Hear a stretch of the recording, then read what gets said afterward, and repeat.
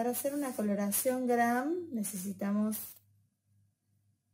el cultivo que querramos colorear,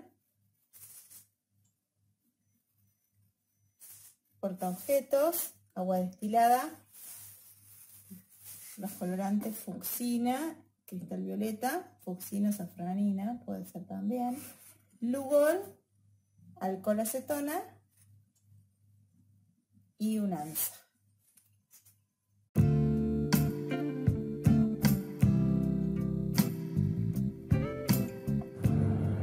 En la cubeta con un soporte se coloca el portaobjetos, se toma el anza, voy a parar.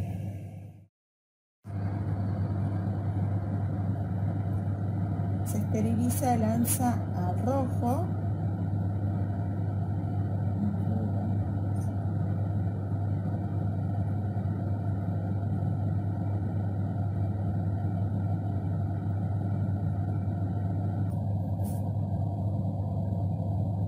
Se flamea la boca del Meyer, se toma una alícuota, se la coloca en el centro del portaobjeto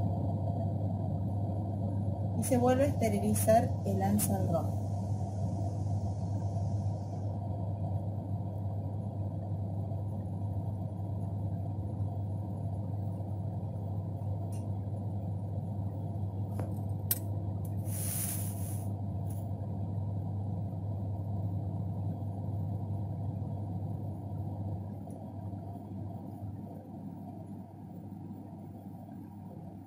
Luego se fija a la llama el preparado.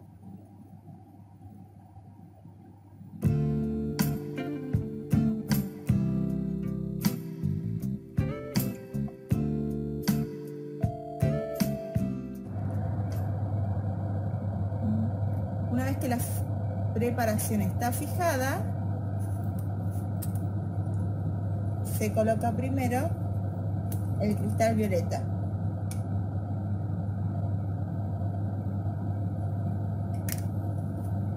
Y se lo deja actuar un minuto.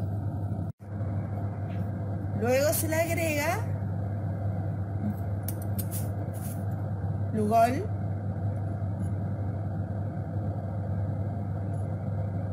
y se lo deja también por un minuto. Luego se lava con alcohol acetona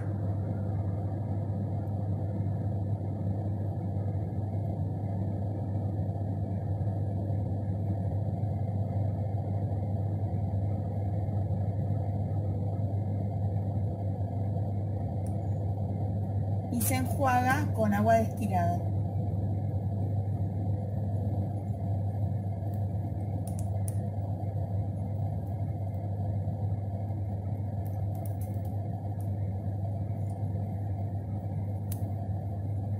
Posteriormente se coloca la fucsina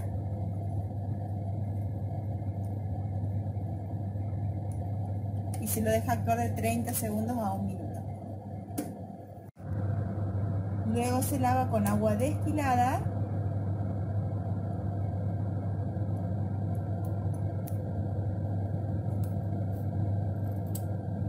y se seca en la llama.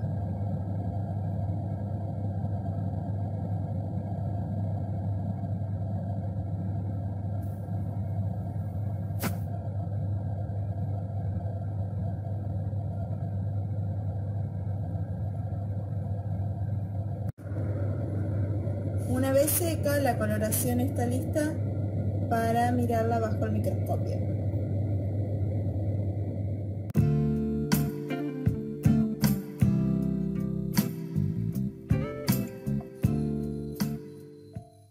Se comienza observando la coloración en el menor aumento. Luego se pasa al siguiente aumento.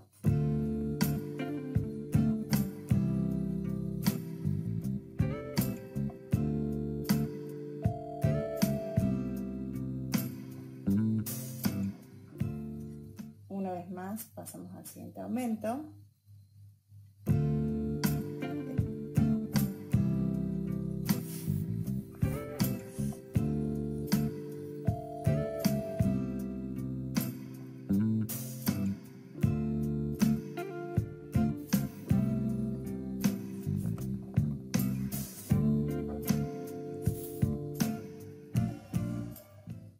Y antes de poner en el mayor aumento, de 100 por, se coloca una gota de aceite de inmersión.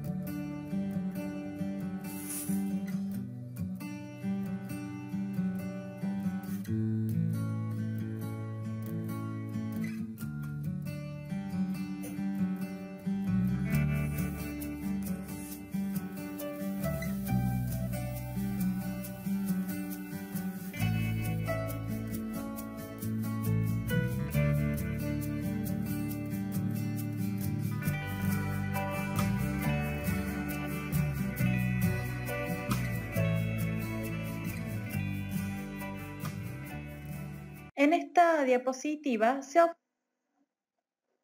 una secuencia de coloración simple fijada con calor. Entonces, observar, número 1, el equipo de coloración, es decir, las herramientas utilizadas para la coloración. Primero, los portaobjetos normalmente se encuentran en una solución de alcohol. Es por eso que se comienza flameando el portaobjeto. Luego se esteriliza el anza para que no esté contaminada con microorganismos y no introducir microorganismos a la muestra. Luego, en el paso número 4, se extrae una alícuota, es decir, una muestra de microorganismos, una pequeña porción, y se realiza el extendido en el portaobjeto. Luego se fija el extendido mediante calor. Luego, con el extendido ya fijado, se agrega el colorante. Luego se lo deja actuar ese colorante durante 1 minuto y se lava con agua destilada. Seca con la llama del mechero y finalmente se observa en el microscopio óptico. Bueno, acá se puede observar una secuencia de coloración simple, pero en este caso fijada con ácido. En este caso se fijó con ácido acético y esta técnica se denomina técnica de Rossi-Kolodny. Entonces se parte de un portaobjeto que está enterrado en una muestra de suelo a la cual se lo dejó incubar durante 1 semana aproximadamente. Se extrae el portaobjeto y luego se lo fija con ácido acético durante 5 minutos. Es decir, durante 5 minutos se lo deja actuar. Luego se realiza una coloración utilizando fucsina y también se lo deja actuar aproximadamente 1 minuto y luego se lo enjuaga con agua, se lo seca con la llama del mechero y finalmente se observa en el microscopio.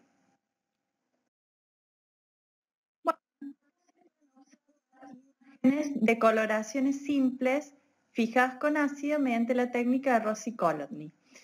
En esta primera imagen, por ejemplo, se observa el micelio, se observan las hifas de un hongo y estos hongos son tabicados porque se observan las separaciones entre las células, es decir, los tabiques. Acá, como esta técnica, se parte una muestra que está enterrada en el suelo, entonces se pueden observar arena.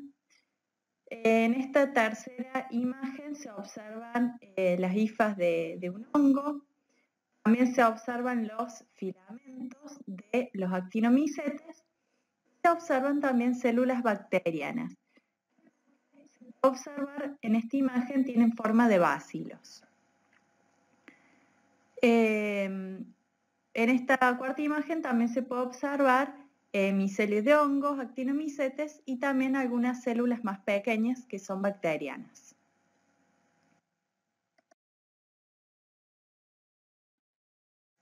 En esta imagen se pueden observar dos fotografías resultantes de una tinción de Gram, en las cuales de color rosado intenso o más bien un rosita más claro se pueden observar las bacterias Gram negativas. De un violeta más oscuro se pueden observar las Gram positivas. Bueno, esta técnica sirve para diferenciar entre dos tipos de células que tienen características distintas en sus paredes celulares. Por ejemplo, las Gram positivas tienen varias capas de mureína, mientras que las Gram negativas tienen menor cantidad de capas de mureína y además tienen una membrana externa del lado superficial que está compuesta principalmente por lípidos unidos a carbohidratos y proteínas.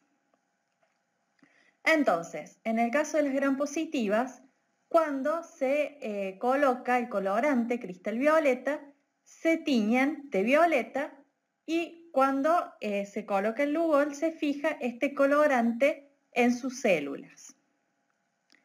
Mientras que lo mismo sucede con las Gram negativas.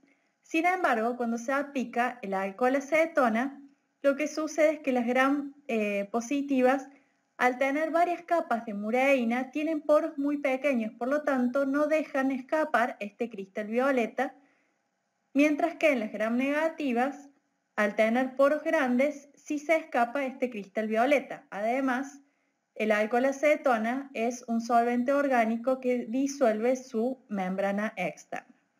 Por lo tanto, luego se aplica la fucsina que va a teñir a las células Gram negativas que se destiñeron anteriormente y así me va a servir para poder diferenciar estas células que tienen características distintas en sus paredes celulares. Ahora vamos a pasar a una que consiste en definir qué es un cultivo puro y cómo obtener estos cultivos puros. Entonces, un cultivo puro se denomina al conjunto de microorganismos genéticamente iguales, que provienen de una célula o provienen de una colonia originada a partir de una sola célula.